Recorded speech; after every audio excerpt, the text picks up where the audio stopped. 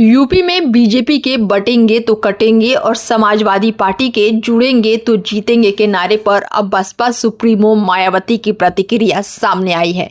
Baspa supremo ने कहा कि इन नारों की आड़ में जनता को गुमराह किया जा रहा है। ऐसी स्थिति में मतदाताओं को सावधान रहना बहुत जरूरी है।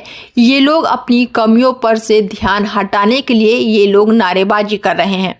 इसके साथ साथ सपा बीजेपी को काट से बसपा ने अपना भी एक नया नारा दे दिया है। बता दें कि बसपा सुप्रीमो मायावती ने आगे कहा है कि जब से उत्तर प्रदेश में 9 सीटों पर विधानसभा चुनाव घोषित हुआ है, इस बार बसपा अकेले चुनाव लड़ रही थी। तब से ही बीजेपी और सपा गठबंधन की नींद उड़ी हुई है। बसपा ने बीते कई उपचुनाव लड़े हैं। अभी तक इन चुनाव में बीजेपी और सपा गठबंधन आपस में मिलकर चुनाव लड़ते रहे हैं, लेकिन अब इस चुनाव में जब बीएसपी मैदान में है तो इनकी परेशानी बढ़ गई है। बीजेपी ने भी नारा दिया है कि बटेंगे तो कटेंगे और सपा ने नारा दिया है कि जुड़ेंगे तो जीतेंगे। उन्होंने कहा कि इस चुनाव में नारा ये होना चाहिए, बसपा से जुड़ेंगे तो आगे बढ़ेंगे और सुरक्षित रहेंगे। सपा की सरकार गुंडों, माफिया, बदमाश चलाते थे, इसीलिए इस चुनाव में सपा अपने गुंडे बदमाशों को कह रही है कि साथ रहोगे तभी सरकार बन पाएगी।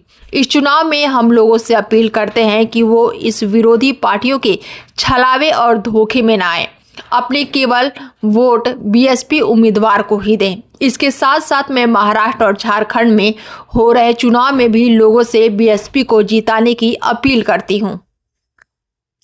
बता दें कि यूपी की पूर्व मुख्यमंत्री ने आगे कहा है कि अब समय आ गया है कि विरोधी दल की छलावे की राजनीति और गुमराह करने वाले पोस्टर से हमें बचाया जाए। झारखंड और महाराष्ट्र में विधानसभा चुनाव हो रहा है, लेकिन इससे पहले चुनाव में किए गए वादों को ये लोग अभी तक लागू नहीं कर पाए हैं।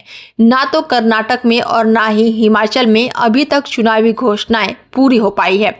पूर्व सीएम ने आगे ये भी कहा है कि महाराष्ट्र और झारखंड में हो रहे चुनाव में अभी तक बीजेपी और कांग्रेस गठबंधन अपना घोषणा पत्र जारी नहीं कर पाए हैं, क्योंकि पुराने वादे ही अभी तक पूरे नहीं हो पाए हैं। देश और प्रदेश में महिलाओं का उत्पीड़न बंद नहीं हुआ है। महाराष्ट्र में अरविंद सावंत की ओर से लेकर की गई अभद्र टिप्पणी मामले में सरकार को सख्त कार्रवाई करने की जरूरत है।